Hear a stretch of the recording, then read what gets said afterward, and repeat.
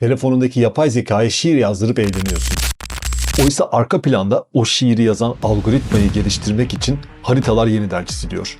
Sana yapay zekanın hayatını kolaylaştıracağı söylendi. Gerçek şu, yapay zeka sistemin yeni kılıcı olabilir. Eski sistem çöküyor, yeni dünya şekilleniyor. Ben Onur. Biz bu kanalda Sistem B felsefesiyle dünyanın işletim sistemindeki dönüşümü birlikte okuyoruz. Bugün teknoloji devrimi diye yutturulan şeyin nasıl bir savaş makinesine dönüşeceğini 6 maddede birlikte değerlendireceğiz.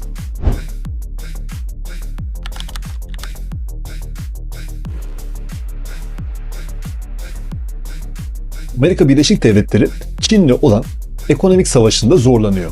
Üretim gücünü kaybetti. Ancak elinde devasa iki kart var. Birincisi yapay zeka hegemonyası ve ikincisi askeri gücü. Şimdi bu ikisini birleştirip masayı devirmeye hazırlanıyorlar. Bu yeni agresif dış politikanın bir adı var. Monroe Doktrini. Nedir bu Monroe Doktrini? 1823'te Monroe Doktrini vardı. Benim kıtama karışma. Ben de sana karışmayayım diyordu bu doktrin. Ve bu düzen yaklaşık 120 yıl sürdü. İkinci Dünya Savaşı'ndan sonra ise Truman Doktrini ile Amerika Birleşik Devletleri ben dünyanın jandarmasıyım, benim şemsiyeme girin dedi ve 80 yıllık bir düzen kurdu. Avrupa bu sayede askeri harcamalar yapmadan zenginleşebildi. Bugün ise Amerika Birleşik Devletleri bu kendi kurduğu düzeni yine kendisi tasfiye ediyor. Yerine yeni bir düzen değil, kontrollü bir düzensizlik ortamı getiriyor. Yeni mesaj net. Şemsiye artık kapandı. Güç yine bende ama koruma yok. Herkes kendi başının çaresine baksın diyor Amerika.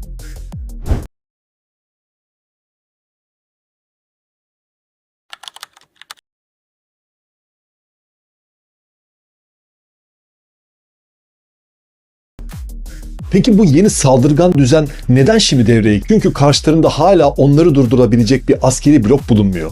Amerika Birleşik Devletleri hızlı davranarak bu boşluğu avantajı çeviriyor. Amerika merkezli bir düşünce kuruluşunu yöneten Ian Bremmer'in 2026 risk raporunda satır aralarında okuduğumuz tablo şu şekilde. Karşımızda askeri şemsiyesi elinden alınmış, zayıf ve panik içerisinde bir Avrupa Birliği bulunuyor.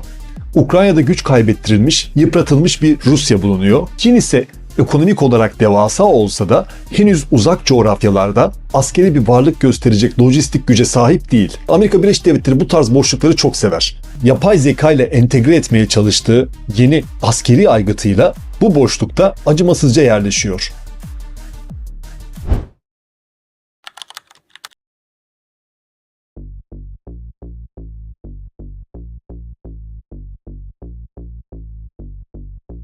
Biz bu değişimin en net kanıtını siyasilerde değil, teknoloji devlerinin açıklamalarında görüyoruz. Sana Palantir'den bahsedeyim. Peter Thiel'in kurduğu, Alex Karp'ın CEO olarak yönettiği bu veri analitiği şirketi şu an Amerikan ordusunun dijital beyni olarak konumlandırılmış durumda.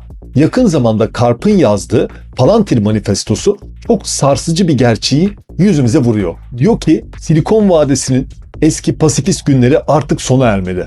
Batı değerlerini korumak için, burada Amerika Birleşik Devletleri'ni kastediyor, teknoloji şirketi devleti güçlendirmek için çalışmak zorundadır. Destek vermek zorundadır. Artık teknoloji devleri barışçıl uygulamalar yapan sivil kuruluşlar değil, onlar Pentagon'a göz kırpan, ona destek veren, savaşmadan hayatta kalamayız diyen yeni nesil savunma müteahhitleri olacaklardır.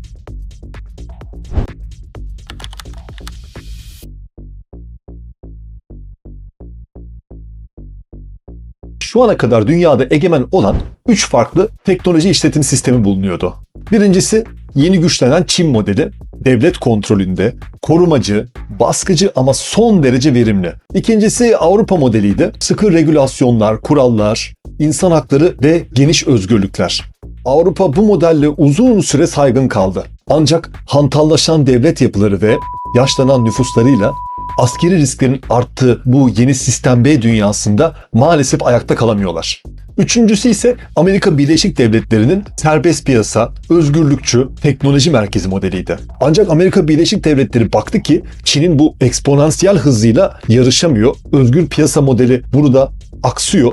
Bundan dolayı kendi yeni işletim sistemini geliştirdi. Şimdi onlar da devlet eliyle teknolojiye müdahale ediyorlar. Çıkardıkları çips yasasıyla milyarlarca doları Intel gibi büyük şirketlere akıtıyorlar. Pentagon bütçeleri doğrudan teknoloji şirketlerine para akıtmaya başlıyor. Belki de tarihte ilk defa Amerika özgürlükçü maskesini çıkartıp Çin modelinden esinlenerek teknoloji devlerine ortak olmaya başlıyor.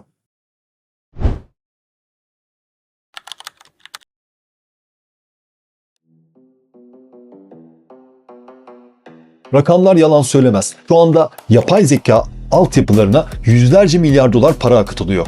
Bu devasa maliyeti senden benden alacakları 20 dolarlık abone ücretleriyle karşılayabileceklerini planlamıyorlar. Aynı şekilde internetteki hedeflenmiş reklam harcamalarıyla da bu bütçeler karşılanamaz arkadaşlar. Bu projelerin farklı bir karlılık senaryosu var.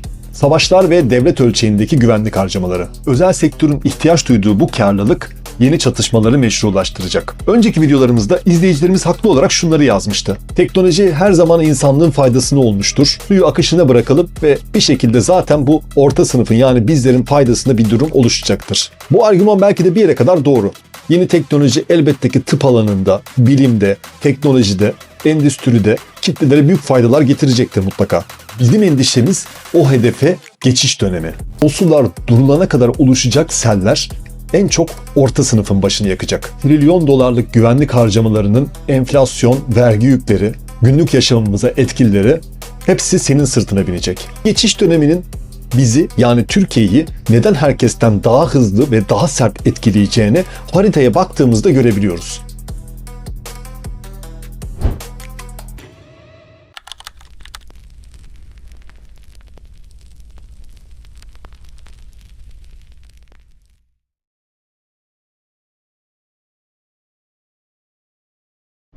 Biz maalesef Büyük Okyanus'ta izole bir ada değiliz. Etrafımız artık devlet niteliğini kaybetmiş devasa gri alanlarla, Irak, Suriye, Lübnan gibi bölgelerle çevrili. Bir yanda İran gerilimi, diğer yanda Kıbrıs meselesi ve PKK konusu. Üstelik Amerika Birleşik Devletleri'nin ileri karakolu İsrail tarafından yürütülen bu operasyonlar sınırımızın dibinde yaşanıyor. Bu hızlı dönüşümler Avrupa'daki bir beyaz yakalıyı belki 8-10 sene sonra etkileyecekken bizi maalesef yarın sabah etkileyecek. Sistem B'ye geçiş sancılı olacak. Yapay zekanın hayatımıza dokunacağı bu karanlık ama gerçek alanlara bakmaya, hayatı senin için okumaya devam edeceğiz.